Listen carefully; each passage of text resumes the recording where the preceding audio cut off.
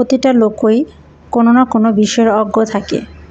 অজ্ঞতা হচ্ছে দানবের নেট, অজ্ঞতার মধ্যে জ্ঞানের বিস্তার, যেন অন্ধকারের মধ্যে আলোর প্রকাশ। আসসালামু আলাইকুম সবাইকে, কেমন আছো সবাই? আশা করছি আল্লাহর অশেষ রহমতে তোমরা সবাই ভালো আছো, সুস্থ আছো। আলহামদুলিল্লাহ, আমরাও আল্লাহ পাকের ইচ্ছায় ভালো আছি। আজকে আমি একটা পিঠার রেসিপি নিয়ে আসলাম। রেসিপি বলতে পারো, আমিও এই পিঠাটা কোনো সময় করে খাই না, নিজের হাতে করে খাই না আর কি।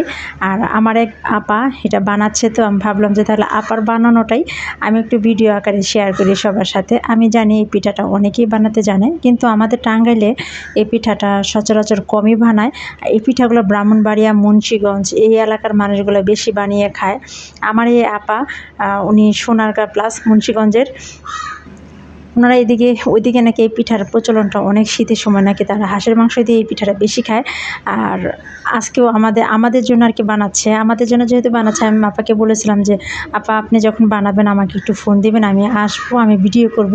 এই তো আপা আমাকে ফোন দিয়েছিল, আমি আসলাম। এই চালটা না, এটা হচ্ছে পোলাওর চাল। এটা আপনার যে ভাতের চাল দিয়েও খেতে পারেন, মানে পিঠার চাল দিয়েও খেতে পারেন। এটা হচ্ছে পোলাওর চাল নিয়েছিল। পোলাও চালটা 2-3 ঘন্টা ভেজানোর পর পাটায় বেটে এই পিঠাটা বানানো হয়। এই পিঠাটা কিন্তু পাটায় বেটেই বানাতে হয়। দেখা যায় যে চালের গুঁড়ি, মেশিনে ভাঙানো গুঁড়িটা দিয়ে না, এটা একটা আঠালো হয় না, সেজন্য নাকি এটা পাটায় বেটেই বানাতে হয় চালের চালটা। আর দেখেন, এই তো আপাতত চালের গুঁড়ি চাল বেটে সুন্দর করে এটা কাই করে নিয়েছে। একদম একটু পাতলা, একদম পাতলা না, আবার একদম ঘনও না, এরকম একটা কাই করেছে আপা। আর এটা হচ্ছে, এটা হাত দিয়ে আঙ্গুল দিয়ে ছিটিয়ে দিতে হয়।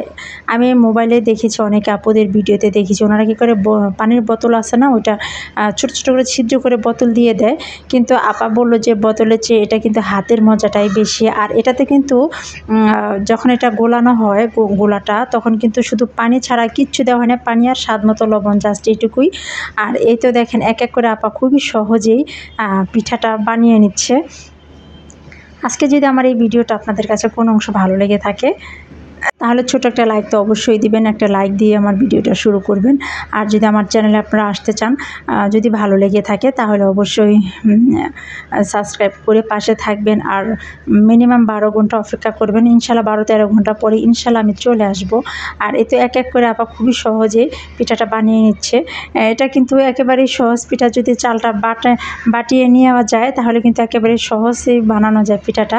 এই পিঠাটা আপনারা হাঁসের মাংস দিয়ে হোক, দেশি মুরগি হোক, তারপরে গরুর মাংস হোক, যেটা দিয়ে হোক, খুবই মজা লাগে। আমি তো এই পিঠাটা প্রথম খেয়েছি না, আমার তো মানে ভীষণ মজা লেগেছে। আমি তো প্রায় অস্থির যে এই পিঠাটা এত সহজে বানানো যায়, আবার এত মজার পিঠা, খুবই মজার পিঠা। এটাকে বলে ছিটা পিঠা, অনেকে ছিটা পিঠা বলে, আমি জানি না কার অঞ্চলে কী বলে। আমি যে আপার কাছে শুনলাম, এটা ছিটা পিঠা নামে পরিচিত। ছিটা পিঠাটা এই জন্যই যে হাত দিয়ে কীভাবে ছিটে দিচ্ছে, এই জন্য মনে হয় এটাকে ছিটা পিঠার নাম দেওয়া হয়েছে। আর এতে দেখেন, এখানে কতগুলা পিঠা আপা নিয়ে আসছে, অনেকগুলা পিঠা বাসায় নিয়ে আসছে। আমি কিন্তু ভিডিওটা আমার যেটু করণের, আমি সেটা করে চলে আসছিলাম। পরে আপা সব পিঠা বানিয়ে সবগুলা পিঠা নিয়ে আসছে। এখানে আপা দেশি মুরগি নিয়ে আসছিল। আর আমি বাসায় রান্না করেছিলাম গরুর মাংস সবার জন্য, আপার বাসার জন্য, আমার বাসার জন্য, সবার জন্য গরুর মাংস রান্না করেছিলাম।